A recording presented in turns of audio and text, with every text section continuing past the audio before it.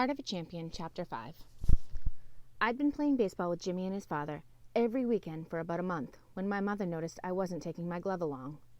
"Mine's too small," I explained. "I used Jimmy's old one." "Seth," she said a little angrily, "we aren't poor." So after dinner we drove to 5 Point Sports. A Wilson glove was on sale. "It's okay," the salesman said, "but if your son is a serious ball player, I'd recommend this Rawlings." He held up a burgundy-colored model that cost twice as much. My mother turned to me. "Are you a serious baseball player?"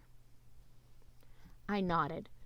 She looked at the price tag again, frowned, then broke into a smile. "You're just like your father. He always had to have the best, too." She turned back to the salesman. "We'll take the Rawlings and a couple baseballs and a bat."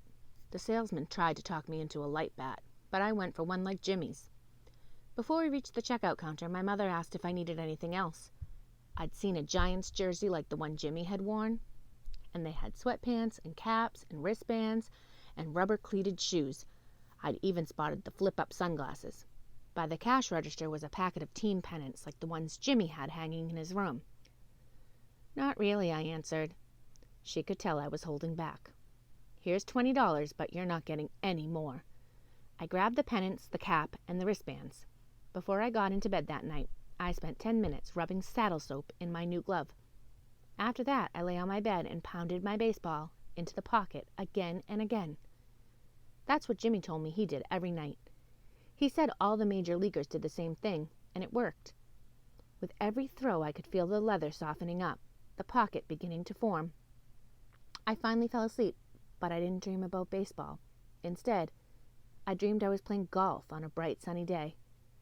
In the dream, I pulled a 7-iron from my bag, took an easy practice swing, and then hit the ball.